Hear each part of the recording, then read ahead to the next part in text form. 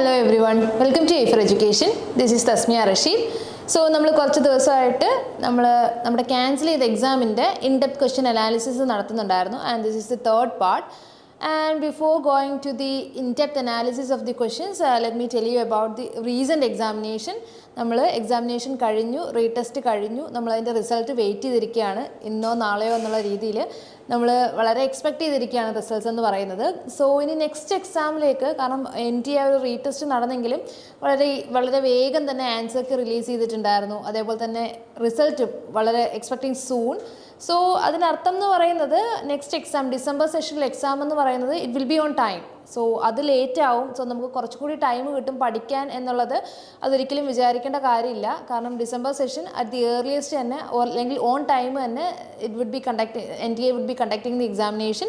So നമ്മളങ്ങനെ നോക്കുകയാണെങ്കിൽ ഇത് സെപ്റ്റംബർ എൻഡ് ആണ്. സോ ഒക്ടോബർ നവംബർ 2 months മാത്രമേ നമ്മുടെ മുന്നിൽ ഒരു പ്രിപ്പറേഷന് വേണ്ടി കാണുന്നുള്ളൂ. സോ ഇനിയും പ്രിപ്പയർ ചെയ്ത് തുടങ്ങാത്തവർക്ക്, ഡിസംബർ സെഷൻ ലേറ്റ് ആവുമെന്ന് കരുതിയിട്ടിരിക്കുന്നവർക്കൊക്കെ എന്ന് പറയുന്നത് നിങ്ങൾക്ക് അധികം ടൈം ഇല്ല എന്നുള്ളതാണ് ആദ്യം തന്നെ പറയാനുള്ളത്. ഓക്കെ, സോ നമുക്ക് ഏറ്റവും പുതിയ ബാച്ച് ഓൾറെഡി നമ്മുടെ അഡ്മിഷൻ ഓൺ ഗോയിങ് ആണ്, നമ്മൾ ക്ലോസ് ചെയ്തിട്ടില്ല. ട്രാക്ക് ബാച്ചിൻ്റെ അഡ്മിഷൻ ഓൺ ഗോയിങ് ആണ്. And you can join Aifer, which is the India's first happy learning ecosystem. നമ്മൾ ജസ്റ്റ് പഠിക്കുക, നമ്മൾ ജസ്റ്റ് എക്സാംസ് ക്ലിയർ ചെയ്യുക അല്ലെങ്കിൽ ക്രാക്ക് ചെയ്യുക എന്നുള്ളതല്ല, ഏറ്റവും ഹാപ്പി ആയിട്ട് നമ്മൾ എക്സാംസ് ക്ലിയർ ചെയ്യുക എന്നുള്ള അതേ ഇമ്പോർട്ടൻസും അതേ മോട്ടീവും വെച്ചുകൊണ്ട് തന്നെ ഏറ്റവും ഇന്ത്യസ് ഫസ്റ്റ് ഹാപ്പി ലേണിംഗ് എക്കോസിസ്റ്റത്തിൽ നിങ്ങൾക്ക് Aiferനോടൊപ്പം ജോയിൻ ചെയ്തിട്ട് നമ്മുടെ ഏറ്റവും റീസെൻറ്റ് ബാച്ചായ JRF ട്രാക്കിൽ അഡ്മിഷൻ എടുക്കാം. നിങ്ങൾക്ക് ഈ ഒരു 2 months ഒരുപാട് കാര്യങ്ങൾ, ഒരുപാട് റിസോഴ്സസ് അവൈലബിൾ ആണ്. അതായത് നമ്മൾ ഒരു എക്സാമിന് പ്രിപ്പയർ ചെയ്യുന്ന സമയത്ത് നമ്മുടെ അതിൽ ലേണിംഗ് മെറ്റീരിയൽസ് എല്ലാം കളക്ട് ചെയ്ത്, ക്ലാസ്സസ് എല്ലാം യൂട്യൂബിൽ കളക്ട് ചെയ്ത്, അതേപോലെ തന്നെ ക്വസ്റ്റ്യൻസും പ്രീവിയസ് ഇയർ ക്വസ്റ്റ്യൻസും എല്ലാം കളക്ട് ചെയ്ത് പ്രിപ്പയർ ചെയ്യുക എന്ന് പറയുന്നത് ഒരു 2 months is not at all very possible. But here നമ്മൾ നിങ്ങൾക്ക് പ്രൊവൈഡ് ചെയ്യുന്നത് ക്ലാസ്സസ് മാത്രമല്ല, മെറ്റീരിയൽസ് മാത്രമല്ല, ഡെയിലി അപ്ഡേറ്റ്സ് ഉണ്ട്, മെൻറ്ററിങ് സെഷൻസ് ഉണ്ട്. അതുപോലെ തന്നെ 9 to 9 from morning 9 to night 9 mentors will be available for you. നിങ്ങളുടെ ഏത് ഡൗട്ട്സിനും ഏത് കൺസേൺസിനും മെൻറ്റേഴ്സ് നിങ്ങൾക്ക് അവൈലബിൾ ആണ്. ഹാപ്പിനെസ് ഓഫീസേഴ്സ് അവൈലബിൾ ആണ്. റിവിഷൻ സെഷൻസ് എക്സ്ട്രാ നിങ്ങൾക്ക് പ്രൊവൈഡ് ചെയ്യും. അതേപോലെ തന്നെ ഇതൊന്നും കൂടാതെ JRF ക്ലബ്ബ് എന്ന് പറഞ്ഞിട്ട് നമ്മൾ എക്സ്ട്രാ പ്രീവിയസ് ഇയർ ക്വസ്റ്റ്യൻസ് ഡിസ്കഷൻസും ഉണ്ടാവും. സോ ഒരു 2 months ഏറ്റവും നല്ല പ്രിപ്പറേഷൻ എടുക്കാൻ വേണ്ടിയിട്ട് നമ്മുടെ ഏറ്റവും ലേറ്റസ്റ്റ് ബാച്ചായ JRF ട്രാക്കിൽ തന്നെ ജോയിൻ ചെയ്യുക. ഓക്കെ, സോ ഏറ്റവും നല്ല രീതിയിൽ ഡിസംബറിൽ നല്ല രീതിയിൽ എക്സാം ക്ലിയർ ചെയ്യണം എന്ന് വിചാരിക്കുന്നവർക്ക് it's a golden offer for you. So അഡ്മിഷൻ്റെ സമയത്ത് നിങ്ങൾക്ക് ഒരുപാട് പേർക്ക് ഒരുപാട് ഓഫേഴ്സ് Aifer പ്രൊവൈഡ് ചെയ്യുന്നുണ്ട്. So it's given here. Students ആണെന്നുണ്ടെങ്കിൽ, നിങ്ങൾ PG ഓൺ ഗോയിങ് ആയിട്ടുള്ള സ്റ്റുഡൻസ് ആണെന്നുണ്ടെങ്കിൽ, അല്ലെങ്കിൽ whatever it is, if you are students, നിങ്ങൾക്ക് 10% ഓഫർ അവൈലബിൾ ആണ്. അതേപോലെ തന്നെ നമ്മൾ എസ്പെഷ്യലി ഏറ്റവും കൂടുതൽ പ്രിവിലേജ് കൊടുക്കുന്ന, ഏറ്റവും കൂടുതൽ കൺസേൺസ് കൊടുക്കുന്ന ഒരു കാറ്റഗറിയാണ് മദേഴ്സ് എന്ന് പറയുന്നത്.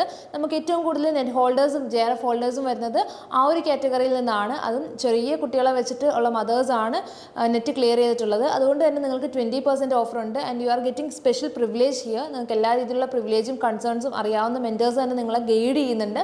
ആൻഡ് മോർ ദാൻ ദാറ്റ്, നിങ്ങൾ ഗ്രൂപ്പ് ജോയിനിങ് ആണെങ്കിൽ നിങ്ങൾക്ക് 30% ഓഫറും. And if you are an alumni of Aiferൻ്റെ ഒരു അലുമിനി ആയിട്ടുണ്ട് എന്നുണ്ടെങ്കിൽ, നേരത്തെ നമ്മൾ കോഴ്സിൽ ജോയിൻ ചെയ്ത് പ്രിപ്പയർ ചെയ്തിട്ടുണ്ടെന്നുണ്ടെങ്കിൽ നിങ്ങൾക്ക് 35% ഓഫറും നിങ്ങൾക്ക് അവൈലബിൾ ആണ്. സോ ഇത്രയും നല്ല ഓഫേഴ്സ് Aifer പ്രൊവൈഡ് ചെയ്യുന്ന സമയത്ത് ഇനിയും ജോയിൻ ചെയ്യാതിരിക്കുക, ഇനിയും പഠിക്കാതിരിക്കുക എന്ന് പറയുന്നത് അതൊരു വലിയ മണ്ടത്തരമാണ്. ഓക്കെ, സോ ഏറ്റവും ഉടനെ തന്നെ നമ്മുടെ ട്രാക്ക് ബാച്ചിലേക്ക് ജോയിൻ ചെയ്യുക. ഏറ്റവും ഉടനെ തന്നെ വിത്തിൻ സെക്കൻഡ്സ് നിങ്ങൾ പ്രിപ്പയർ ചെയ്യുകയും ചെയ്യുക. സോ നമ്മളുടെ ഡിസ്ക്രിപ്ഷൻ ബോക്സിൽ നമ്മളൊരു ഗൂഗിൾ ഫോം അറ്റാച്ച് ചെയ്തിട്ടുണ്ട്. അത് ഫില്ല് ചെയ്ത് കഴിഞ്ഞാൽ നമ്മുടെ ടീം ഉടനെ തന്നെ നിങ്ങളെ കോൺടാക്ട് ചെയ്യുന്നതായിരിക്കും. അതുകൂടാതെ നമ്മൾ ആദ്യം കാണിച്ച ഒരു QR കോഡ് സ്കാൻ ചെയ്താലും നിങ്ങൾക്ക് ആ ഒരു അഡ്മിഷൻ പ്രൊസീജിയേഴ്സ് ഏറ്റവും ഏർലിയസ്റ്റ് ആയിട്ട് തന്നെ നടത്തിയെടുക്കാനും പറ്റും.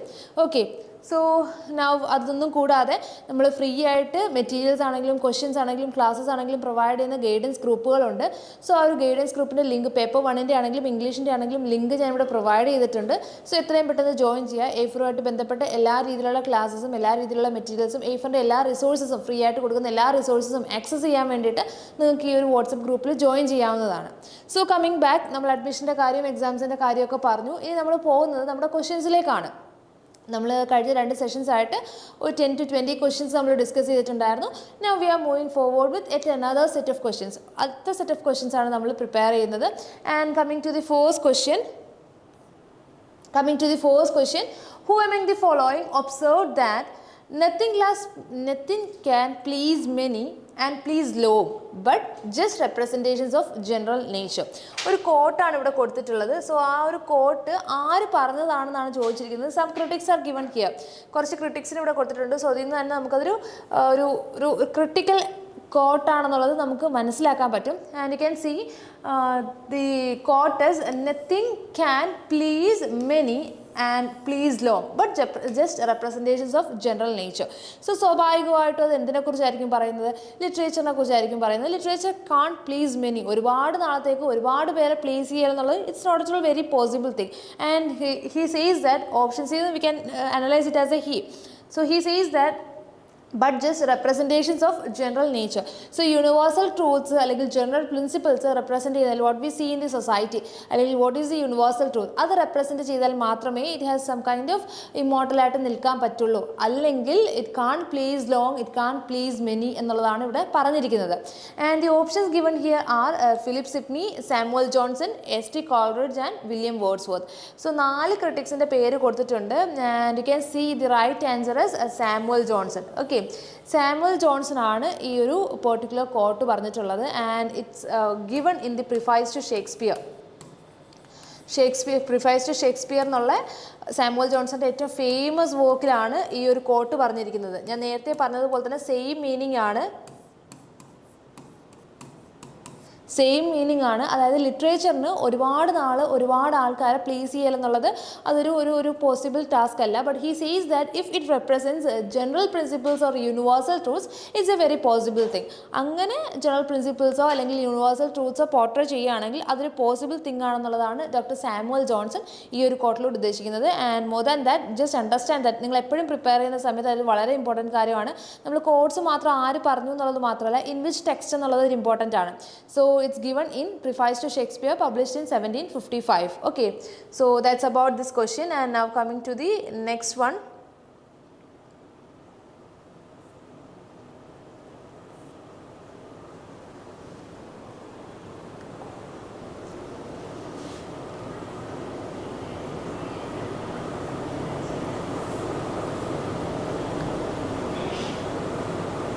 So we can go to the second question soon.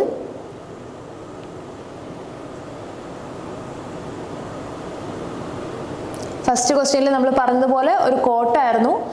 So അതിൽ നമ്മൾ പറഞ്ഞു സാമുവൽ ജോൺസൺ പറഞ്ഞതാണ് പ്രിഫൈസ് ടു ഷേക്സ്പിയർ ആണെന്നും പറഞ്ഞു. Now we are going to the second one.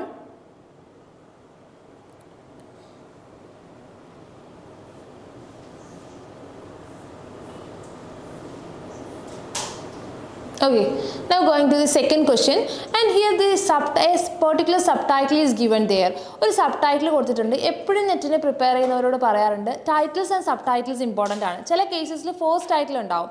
നമ്മളിപ്പോൾ ദി വേസ്റ്റ്ലൻഡ് ഒക്കെ പഠിക്കുന്ന സമയത്ത് we can see that T.S. Eliot had already prepared a first title. Okay, ഒരു ഫസ്റ്റ് ടൈറ്റിൽ പ്രിപ്പയർ ചെയ്ത് വെച്ചിട്ടുണ്ടായിരുന്നു. Later on he conclude with another വേറൊരു ടൈറ്റിലാണ് conclude ചെയ്യുന്നത്. സോ അങ്ങനെ വരുന്ന അതർ ടൈറ്റിൽസ് അല്ലെങ്കിൽ സബ് ടൈറ്റിൽസ് എന്ന് പറയുന്നത് എപ്പോഴും ഇമ്പോർട്ടൻ്റ് ആണ്. സോ ഹിയർ ഈ subtitle is given.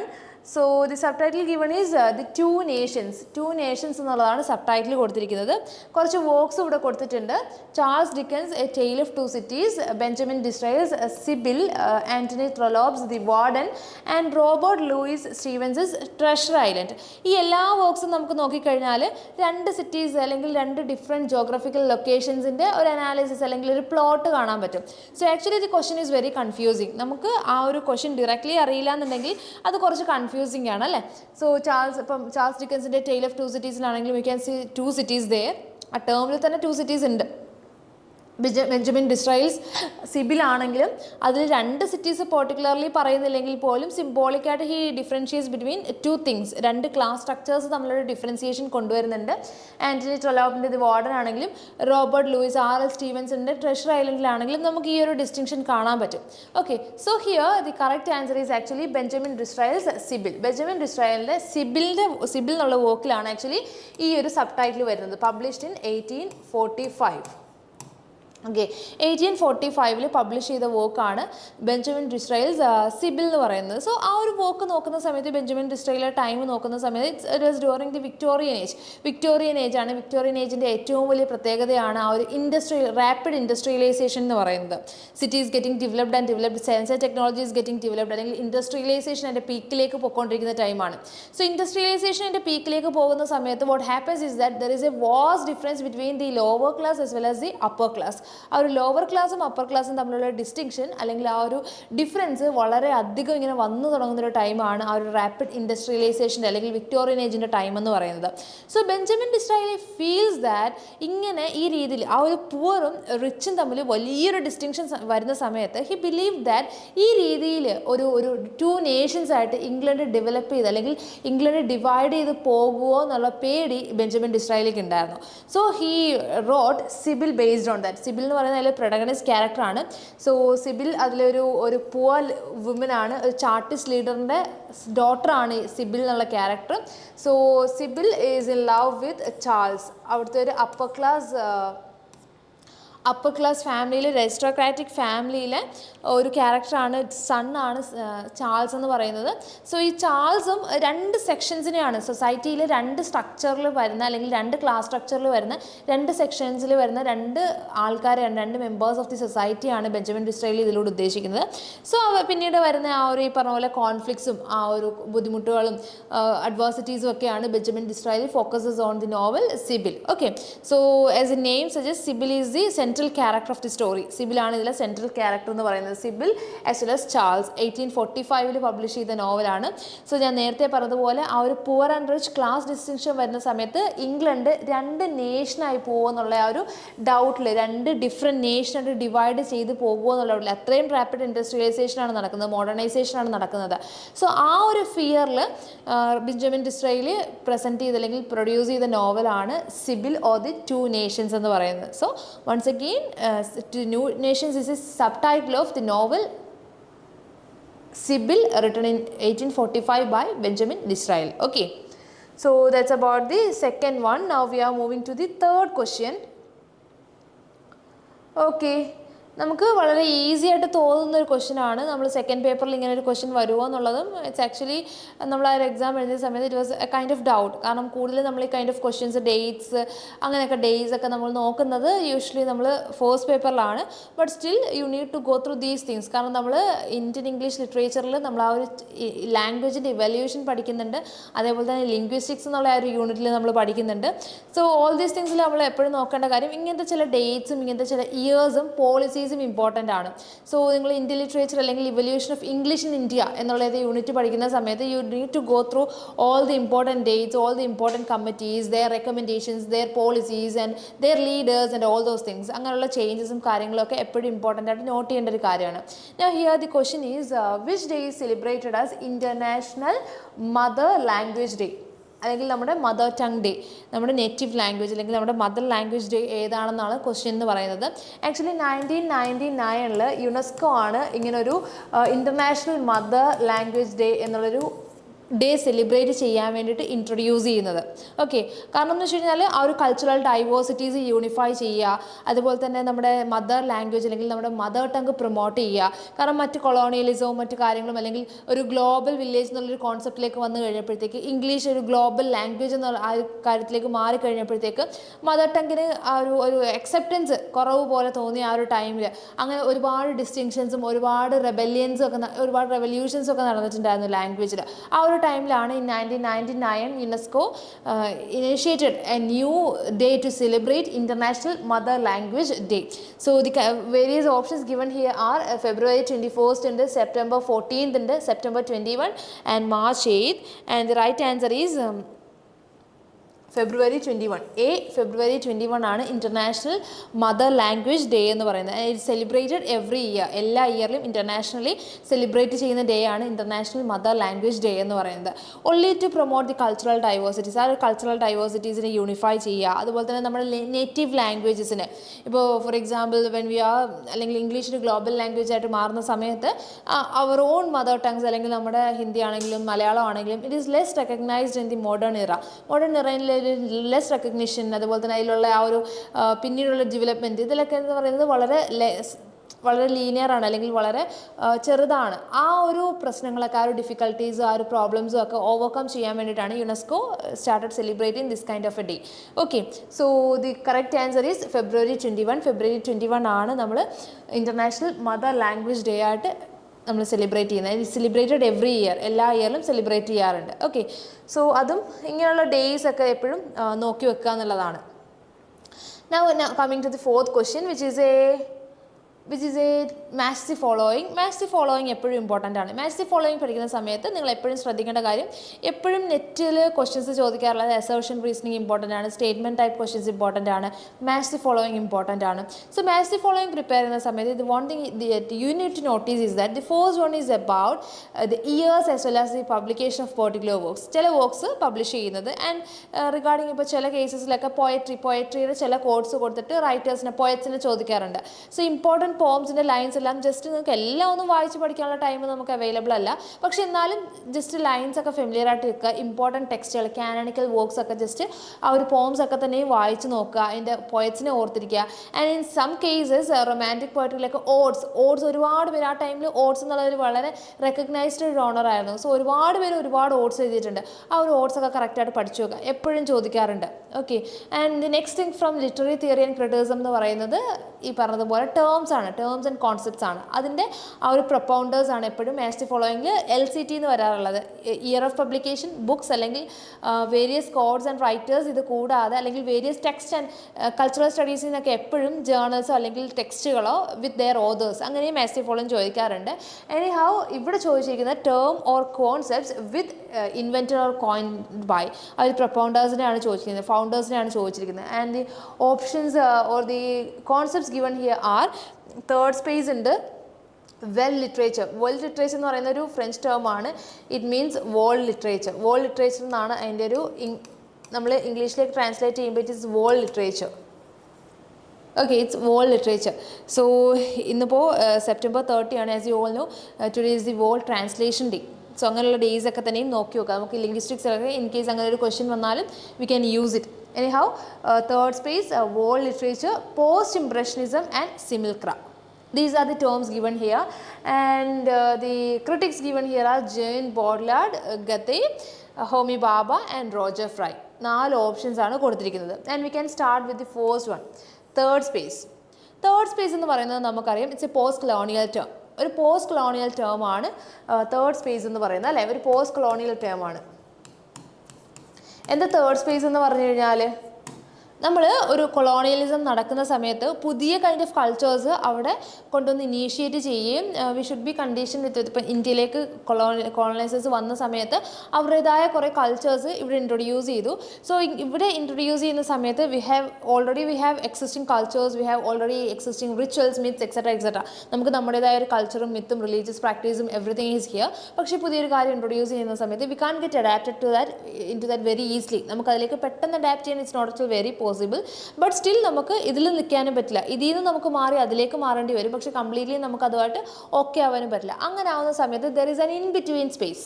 ഇത് രണ്ടിൻ്റെ ഇടയ്ക്കൊരു ഇൻ ബിറ്റ്വീൻ സ്പേസ് വരും, അല്ലേ? ഒരു ഇൻ ബിറ്റ്വീൻ സ്പേസ് വരും. കംപ്ലീറ്റ്ലി ഇതിൽ നിന്ന് മാറിപ്പോകാനും പറ്റില്ല, കംപ്ലീറ്റ്ലി അതിലേക്ക് എത്താനും പറ്റാത്ത സമയത്ത് ഒരു ഇൻ ബിറ്റ്വീൻ സ്പേസ് വരും. ആ ഒരു ഇൻ ബിറ്റ്വീൻ സ്പേസിനെയാണ് തേർഡ് സ്പേസ് എന്നുള്ള രീതിയിൽ പോസ്റ്റ് കൊളോണിയൽ തിയറിയിൽ ഇൻട്രൊഡ്യൂസ് ചെയ്തത്.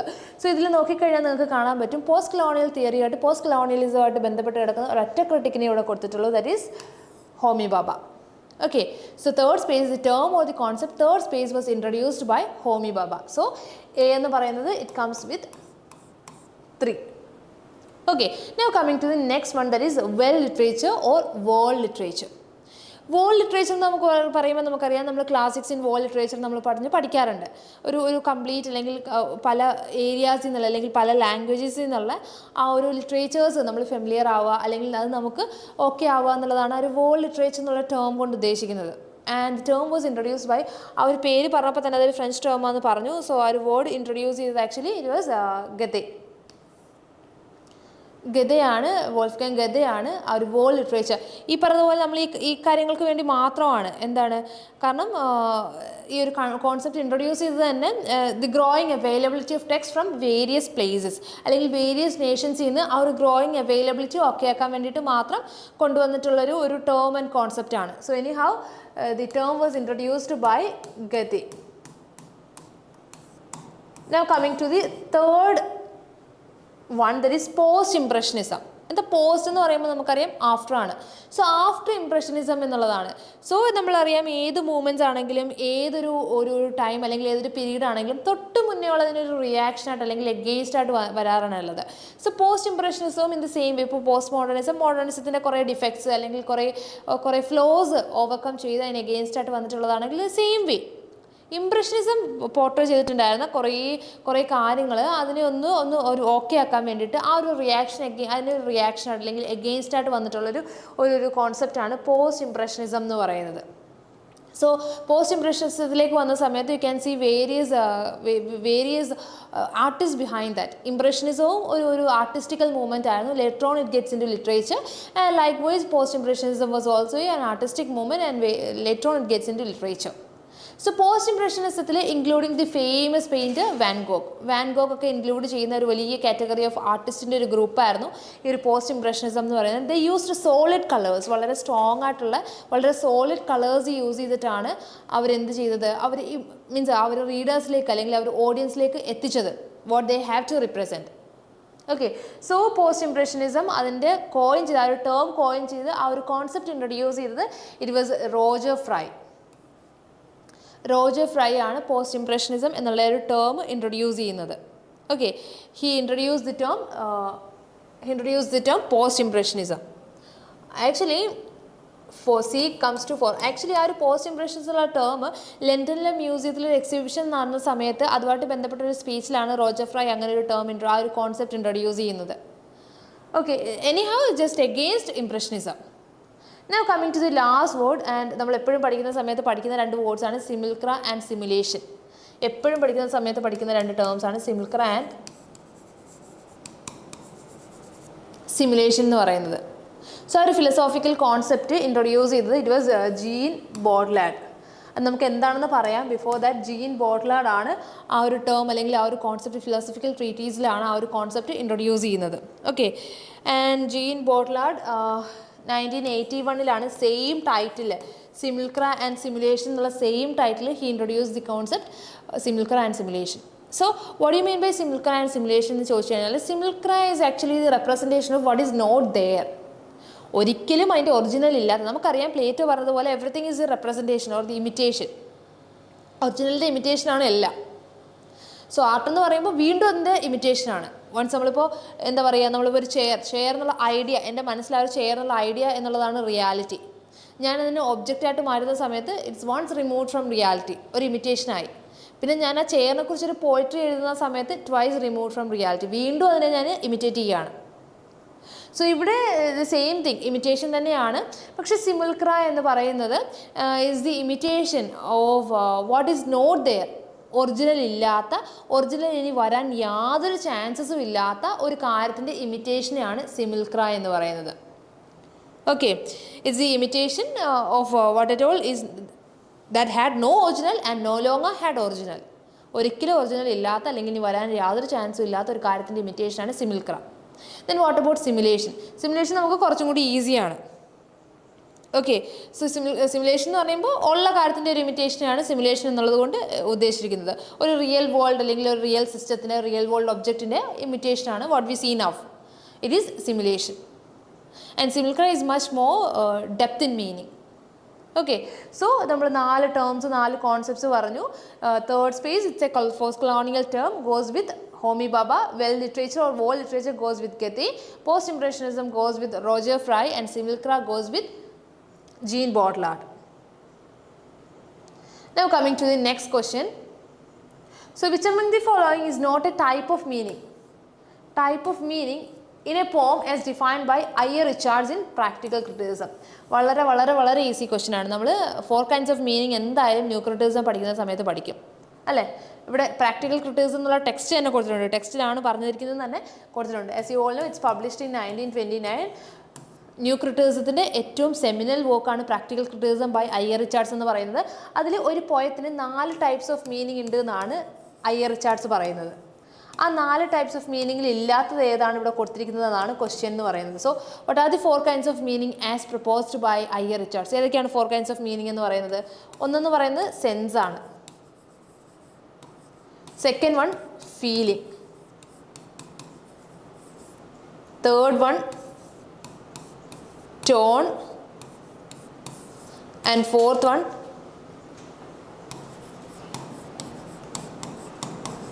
intention. Okay, so sense, feeling, tone and intention, ഇതാണ് 4 kinds ഓഫ് മീനിങ് എന്ന് പറയുന്നത്. സോ സെൻസ് ഇതിലില്ല, പക്ഷെ ടോൺ ഉണ്ട്, ഫീലിംഗ് ഉണ്ട് ആൻഡ് ഇൻറ്റൻഷൻ ഉണ്ട്. So which is not there. I A Richards പറയാത്ത ടൈപ്പ് ഓഫ് മീനിങ് എന്ന് പറയുന്നത് ഇറ്റ്സ് ഫോം. ഓക്കെ, സോ ഇങ്ങനെ വരുന്ന തിയറിറ്റിക്കൽ ക്വസ്റ്റ്യൻസ് ഒക്കെ എപ്പോഴും നോക്കി വെക്കുക എന്നുള്ളതാണ്. കാരണം ഇങ്ങനെ ഇതിലേതാണ്, അതുപോലെ തന്നെ ട്രിലജിയിലും ചോദിക്കാറുണ്ട്. ട്രിലജീസ് എപ്പോഴും ഓർത്തിരിക്കുക. കാരണം ട്രിലജീസ് ഇതിലേതാണ് ഇൻക്ലൂഡഡ് ആവാത്ത, അല്ലെങ്കിൽ ഏത് text which is not all written by, നമുക്ക് അങ്ങനെ ഒരു ക്വസ്റ്റ്യൻ ഉണ്ട്. We can discuss it. അങ്ങനെയുള്ള ക്വസ്റ്റ്യൻസ്, ഇൻക്ലൂഡഡ് അല്ലാത്ത ക്വസ്റ്റ്യൻസ് ചോദിക്കാറുണ്ട്. പക്ഷേ ഈ നോട്ട് എന്നുള്ളത് സ്മോൾ ലെറ്റേഴ്സിൽ കൊടുത്തിരിക്കുന്നത് നമ്മൾ ശ്രദ്ധിക്കാറില്ല. നമ്മൾ എപ്പോഴും അതിൽ ഏതെങ്കിലും ഒരെണ്ണം ടിക്ക് ചെയ്ത് നമുക്ക് അറിയാവുന്ന ഒരെണ്ണം ടിക്ക് ചെയ്തിട്ട് തെറ്റിക്കാറുണ്ട്. So don't go for that. So here practical criticism published in 1929, Aifer Richards proposed 4 kinds of meaning, starting with sense, feeling, tone and intonation. So sense എന്ന് പറയുന്നത് എന്താണ്? എന്താണോ പറഞ്ഞത് അതാണ് സെൻസ്. 4 ടൈപ്സ് ഓഫ് മീനിങ് ആണ്. So ഈ 4 type of മീനിങ്സിൻ്റെ ആ ഒരു കൺസോളിഡേഷൻ ആണ് ആ ഒരു ടോട്ടൽ മീനിങ് എന്ന് പറയുന്നത്. So starting with sense. Sense means what is said, എന്താണോ പറഞ്ഞത് അതാണ് സെൻസ് എന്ന് പറയുന്നത്. What you mean by feeling? നമുക്ക് ആ ഒരു ഡിസയറോ അല്ലെങ്കിൽ ഇൻട്രസ്റ്റോ അല്ലെങ്കിൽ നമ്മൾ അതിനോടുള്ള ആറ്റിറ്റ്യൂഡോ അങ്ങനെ വരുന്നൊരു മീനിങ്ങിനാണ് എബൌട്ട് ഈ ഒരു ഫീലിംഗ് എന്ന് പറയുന്നത്. ആൻഡ് റിഗാർഡിങ് ടോൺ, ഞാനത് വായിക്കുന്ന സമയത്ത്, നിങ്ങളൊരു പോയട്രി എഴുതി ഞാനത് വായിക്കുന്ന സമയത്ത് എനിക്കൊരു ഒരു ആറ്റിറ്റ്യൂഡ് ഉണ്ടാവും. ആ ഒരു ഓഡിയൻസിൻ്റെ ആറ്റിറ്റ്യൂഡാണ് ഈ ഒരു ടോൺ എന്ന് പറയുന്നത്. And coming to the last one, intention എന്ന് പറയുന്നത്, അതായത് the unconscious or the conscious or the effect that he is trying to produce. നമ്മൾ അറിയാതെ അല്ലെങ്കിൽ അറിഞ്ഞുകൊണ്ട് നമ്മളൊരു പ്രൊഡ്യൂസ് ചെയ്യാൻ ഉദ്ദേശിക്കുന്ന ഒരു ഇൻറ്റൻഷൻ ഉണ്ടാവും. സോ ഇതിൻ്റെ എല്ലാം കൂടി ഒരു കൺസോളിഡേറ്റഡ് മീനിങ് ആണ് ഒരു പോയത്തിൻ്റെ ടോട്ടൽ മീനിങ് എന്ന് പറയുന്നത്. Okay, so this is all about practical criticism and 4 kinds of meaning by I A Richards. Coming to the next question. So once again a quote. ബൈറനെ കുറിച്ച് പറഞ്ഞിട്ടുള്ളൊരു കോട്ടാണ്, ബൈറൻ്റെ വർക്ക്സിനെ കുറിച്ച് പറഞ്ഞിട്ടുള്ളൊരു കോട്ടാണ്. Monstrous combinations of horrors and mockery, lewdness and impiety. ബൈറനെ കുറിച്ച് വളരെ സ്ട്രോങ് ആയിട്ട് കൊടുത്തിട്ടുള്ള ഒരു കോട്ടാണ്, ഒരു കമൻ്റ് ആണ് given here. And some characters or some writers are given here. Charles Lamb, Robert Southey, Mary Shelley and Leigh Hunt. ആരാണ് ബൈറൻ്റെ വർക്കുകൾ വളരെ മോൺസ്ട്രസ് ആണ്. അതിൻ്റെ കോമ്പിനേഷൻ എന്ന് വെച്ചാൽ ഹൊറേഴ്സും മോക്കറിയും അതുപോലെ തന്നെ ലൂയിഡ്നെസ്സും ഇംപൈറ്റിയും ഒക്കെ ഉള്ളൊരു കോമ്പിനേഷനാണ് ബൈറൻ്റെ വർക്ക് എന്ന് പറഞ്ഞിട്ടുള്ള ഒരു മോൺസ്ട്രസ് കോമ്പിനേഷൻ എന്നാണ് പറഞ്ഞിരിക്കുന്നത്. ഒരു മോൺസ്ട്രസ് ആയിട്ടുള്ള കോമ്പിനേഷൻ എന്നാണ് പറഞ്ഞിരിക്കുന്നത്. ഓക്കെ, ആരാണ് പറഞ്ഞിട്ടുള്ളതാണ് ക്വസ്റ്റ്യൻ. ചാൾസ് ലാമും റോബർട്ട് സദ്ദേയൊക്കെ വന്നിട്ടുണ്ട്. So actually in 1821 a vision of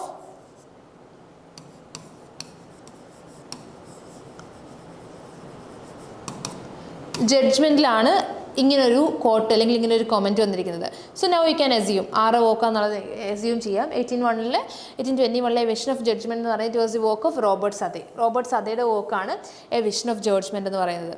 so a vision of ജഡ്ജ്മെൻറ്റിലാണ് Robert Southey made this like comment. ഈ ഒരു കമൻറ്റ് വരുന്നത് റോബർട്ട് സദ്ദേയുടെ ഈ ഒരു വർക്കിലാണ്. പക്ഷേ actually Byron like that comment. ബൈറണ് വളരെ ഇഷ്ടപ്പെട്ടിട്ടുണ്ടായിരുന്നു ആ ഒരു കമൻറ്റ്. സോ അദ്ദേഹത്തിൻ്റെ പിന്നീട് വന്ന വർക്കിൽ ദി ടു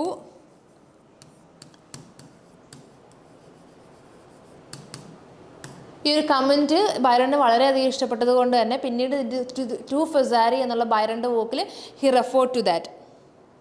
ഇതിനെ റെഫർ ചെയ്ത് ഇതിനൊരു റെസ്പോൺസ് കൊടുത്തിട്ടുണ്ടായിരുന്നു. ഓക്കെ, സോ ബൈറണിൻ്റെ വർക്കിന് ഇങ്ങനൊരു മോൺസ്ട്രസ് കോമ്പിനേഷൻ ആണെന്ന് പറഞ്ഞാൽ റോബർട്ട് സദ്ദേയാണ് in the 1821 work a vision of judgement and Byron made a response in the two Foscari. Now coming to the next question. Which of the following writers remarked that you are your best thing? You are your best thing. What a quote it is, isn't it? So you are your best thing എന്ന് പറഞ്ഞിട്ടുള്ളത് ആരാണെന്നാണ് ചോദിച്ചിരിക്കുന്നത്. അവിടെ റൈറ്ററിന് മാത്രമല്ല work കൂടി കൊടുത്തിട്ടുണ്ട്. Toni Morrison in Beloved, George Eliot in The Mill on the Floors, the Arundhati Roy in The God of Small Things, and Emily Bronte in Wuthering Heights. So ഇങ്ങനെയുള്ള quotes important ആണ്. Beginning lines, ending lines, അതുപോലെ തന്നെ ഇങ്ങനത്തെ important quotes ഒക്കെ എപ്പോഴും നോക്കി വെക്കുക. And actually the right answer is Toni Morrison in Beloved. ബിലവഡിൽ Paul D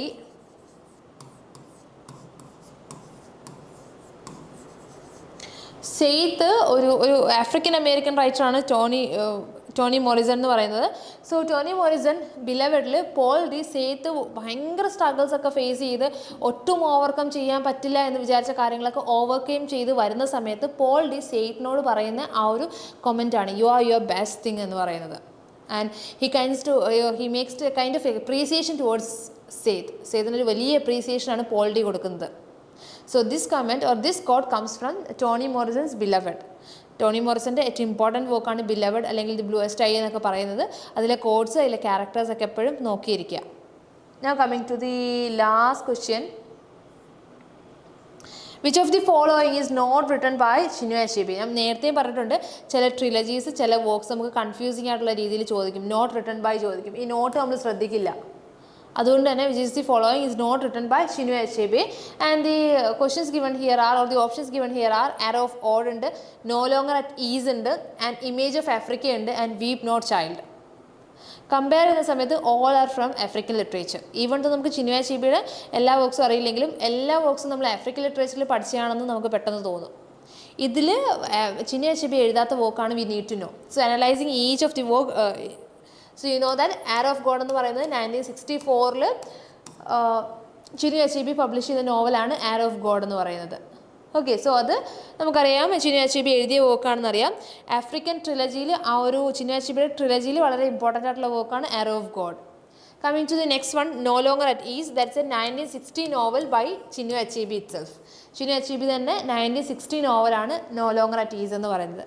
Then coming to an image of Africa. Image of Africa നമുക്കറിയാം racism in Conrad's heart of darkness. അതൊരു നോവലല്ല, പകരം it was a critical study. Heart of ഡാർക്ക്നെസ്സിലെ colonial elements ഒക്കെ ഒരു സ്പീച്ചായിരുന്നു. It was actually a speech delivered by Chinua Achebe. Chinua അച്ചീബിയുടെ സ്പീച്ചാണ് ആൻ ഇമേജ് ഓഫ് ആഫ്രിക്ക.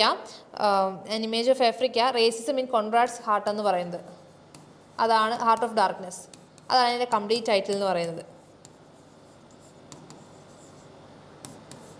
ഇതാണ് അതിൻ്റെ complete title, racism in heart of darkness in 1975. 1975 Massachusetts യൂണിവേഴ്സിറ്റിയിൽ Chinua Achebe നടത്തിയിട്ടുള്ളൊരു സ്പീച്ചാണ്. Later on it was consolidated into a work, published വർക്കായിട്ട് മാറിയിട്ടുണ്ടായിരുന്നു. And it's a critical study. And coming to the last one, weep not child, and it is not at all by Chinua Achebe. Chinua Achebe അല്ല, but yet another African writer Ngugi wa Thiong'o. ന്യൂഗി വാ തിയോങ്കോയുടെ 1964 നോവലാണ് വീപ്പ് not child എന്ന് പറയുന്നത്. Okay, so Arrow of ഗോഡും no longer at ഈസും and image of ആഫ്രിക്കയും Chinua അച്ചീബിയുടെ works തന്നെയാണ്. Coming to the last one, weep not child മാത്രമാണ് ചിനുവ അച്ചീബി എഴുതാത്ത വർക്ക് എന്ന് പറയുന്നത്. So which is not at all written by Chinua Achebe എന്നാണ് ചോദിച്ചിരിക്കുന്നത്. And the right answer is weep not child by Ngugi wa Thiong'o. Okay, so this is all about which is not written by എന്നേ ചോദിച്ചിട്ടുള്ളൂ, novels എന്ന് ചോദിച്ചിട്ടില്ല. So go for all those details. Question നല്ലതായിട്ട് വായിക്കുക എന്നുള്ളതാണ് first important thing എന്നുള്ളത്. So we have discussed 8 questions from the last cancelled examination. Now that's all for today, and before moving to the next one, let me say you that നമ്മൾ already നമ്മുടെ ഏറ്റവും latest ബാച്ചായ JRF ട്രാക്കിൻ്റെ admissions ongoing ആണ്.